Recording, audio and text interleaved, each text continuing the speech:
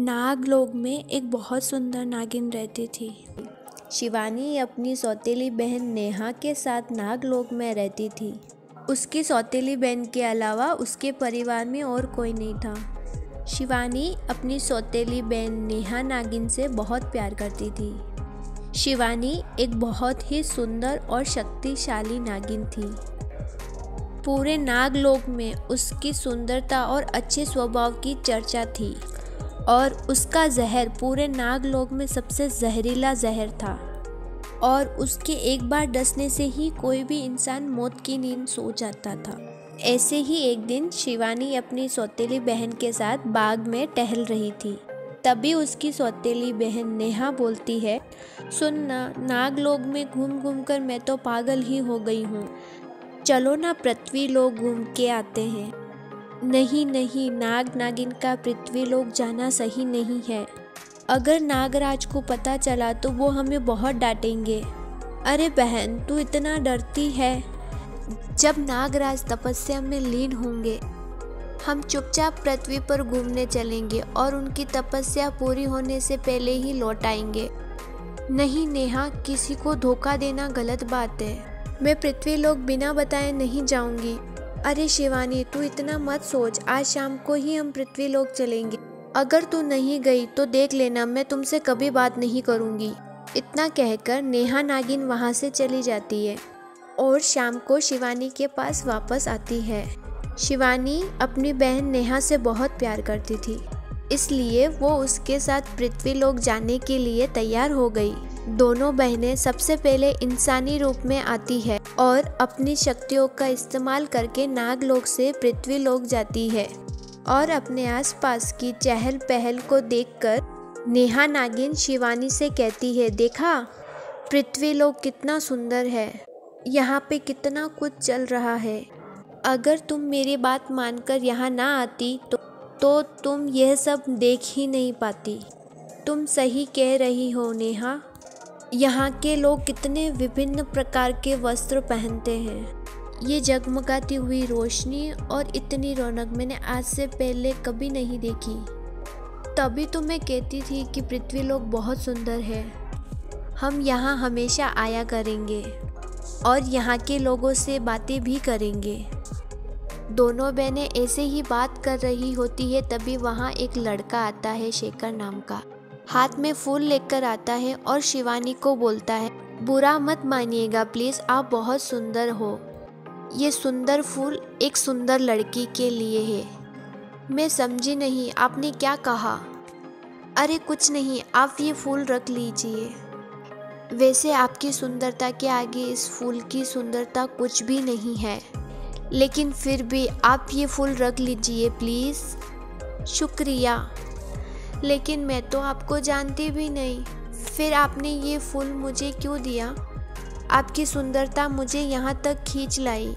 अब इससे ज़्यादा मैं क्या ही कहूँ। तभी शिवानी का ध्यान आसमान की तरफ जाता है। वह देखती है कि सूर्य अस्त होने वाला होता है।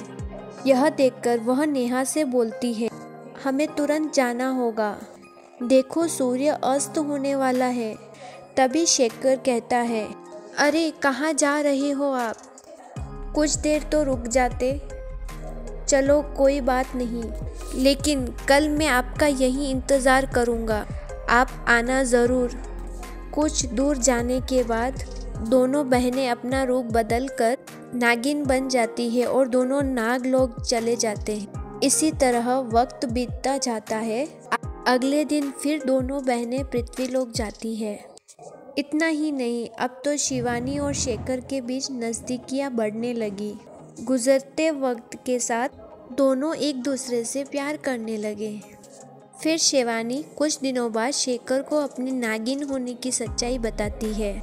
इस तरह एक दिन शिवानी अकेली ही शेखर से मिलने पृथ्वी लोक आ जाती है और शेखर से बोलती है, मेरी बहन नेहा के बाद तुम पहले व्यक्ति हो जिसे मैं इतना प्यार करती हूँ। तुम मेरा ये यकीन कभी मत तोड़ना। नहीं नहीं, कभी नहीं। तुमने ऐसा सोचा भी कैसे? मैं तो तुम्हें सपने में भी धोखा देने का सोच भी नहीं सकता। इतना कहकर दोनों एक दूसरे के गले लगते हैं। तभी अचानक से कोई शिवानी के सर पे डंडे से वार करता है और शिवानी वहीं पे बेहोश होके गिर जाती है।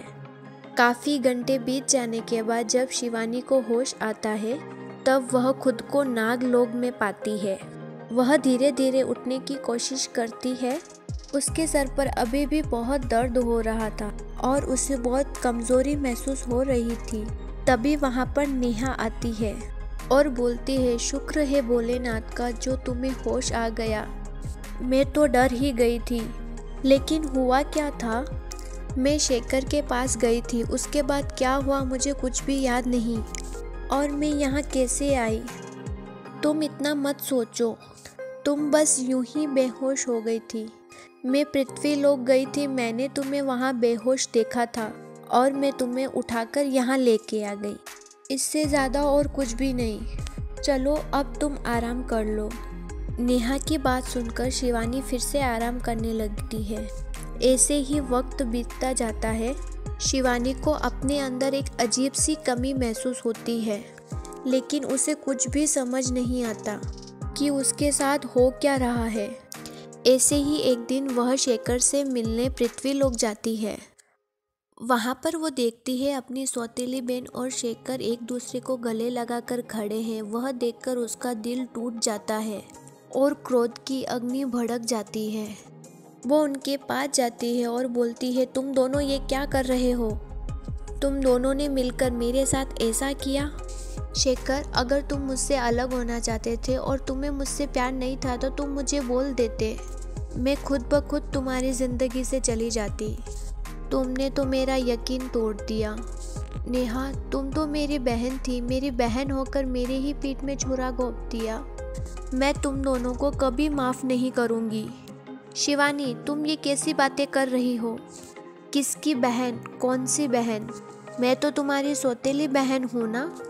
तुम दोनों शायद भूल गए हो, मैं बहुत शक्तिशाली नागिन हूँ जिसके जहर का कोई तोड़ नहीं। मैं तुम दोनों को छोड़ूंगी नहीं।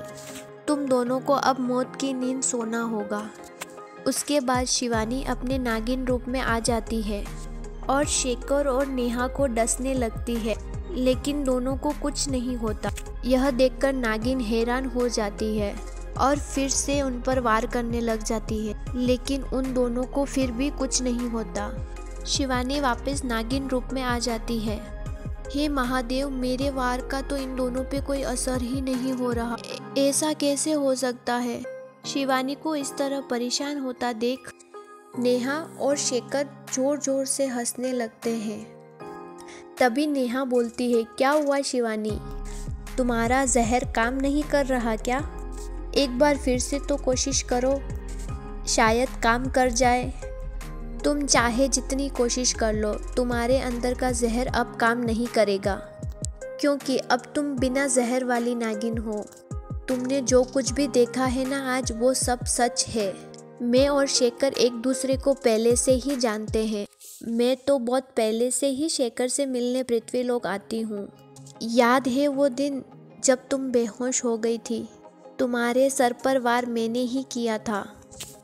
मैं और शेखर मिलकर तुम्हें एक काली गुफा में लेके गए।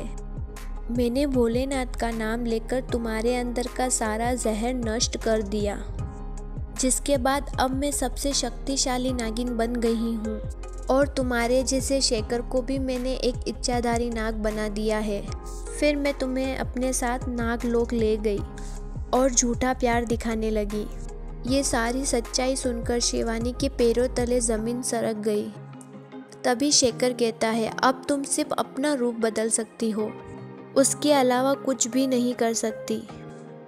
अब मैं एक इच्छाधारी नाग बन गया हूँ। अब मैं आराम से नागलोक जा सकता हूँ।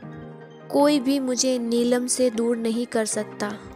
तुम देखना, मैं तुम्हारी शक्तियों का इस्तेमाल करके पूरे नागलोक पे राज करूँगा और मैं बन जाऊँगा नागराज। शेखर की बात सुनकर शिवानी को बहुत बुरा लगता है। उसके बाद शेखर नेहा का हाथ थामकर वहां से जाने लगता है।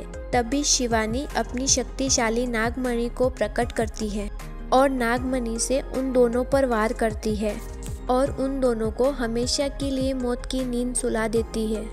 फिर वो नागमणि को अपने अंदर समा लेती है और खुद से बोलती है, क्या हुआ अगर मेरे पास जहर नहीं है, मेरे पास मेरे भोलेनाथ की नागमणि है ना, और भोलेनाथ खुद भी तो मेरे साथ है। मेरे भोलेनाथ के आगे कोई भी बुराई टिक नहीं सकती। बुराई का एक न एक दिन अंत तो ज़रूर होता है। इसके बाद शिवानी नागलोक चली जाती है और डरते डरते नागराज को सारी सच्चाई बता देती है और उनसे माफ़ी भी मांगती है। मुझे माफ़ कर दीजिए नागराज, मैं आपकी इजाज़त के बिना नागलोक से बाहर गई, लेकिन इसमें मेरा कोई स्वार्थ नहीं था। मुझे तो मेरी सौतेली बहन नेहा वहाँ लेके गई। उसने मुझे हमारे प्यार का वास्ता दिया था, इसलिए मुझे उसकी बात माननी पड़ी। लेकिन उसने अपना सौतेला होने का प्रमाण दे दिया और मेरी पीठ पे खंजर घोंप दिया। लेकिन मैंने अपना बदला स्वयं ले लिया और उन दोनों को मौत की नींद सुला दिया। इसमें तुम्हारी कोई गलती नहीं है शिवानी, ये तो तुम्हारा बड़कपन है कि तुमने मुझसे आकर माफ़ी मांगी और मैं तुमसे बहुत प्रसन्न हूँ। और मैं तुम्हें एक बात कहना चाहता हूँ। कौन सी बात नागराज? मैं जानता हूँ शिवानी, अभी अभी तुम्हारा दिल टूटा है। शिवानी, मैं तुम्हें बहुत पहले से ही पसंद करता हूँ और तुमसे विवाह करना चाहता हूँ, अगर तुम चाहो तो। नागराज के इस प्रस्ताव से शिवानी बहुत खुश हो जाती है। लेकिन नागराज, नागरानी तो वही नागिन बनती है जो सबसे ज़्यादा शक्तिशाली हो, परंतु मेरे पास तो अब कोई शक्ति ही नहीं है। तुम उसकी चिंता मत करो, मैं अपनी शक्तियों से तुम्हें पहले जैसे बना दूंगा, सबसे ज़्यादा शक्तिशाली नागिन। उसके कुछ दिनों बाद नागराज और शिवानी की शादी हो जाती है और शिवानी अपने अतीत को भूलकर नागराज के साथ हंसी खुशी अपना जीवन बिताने लगी।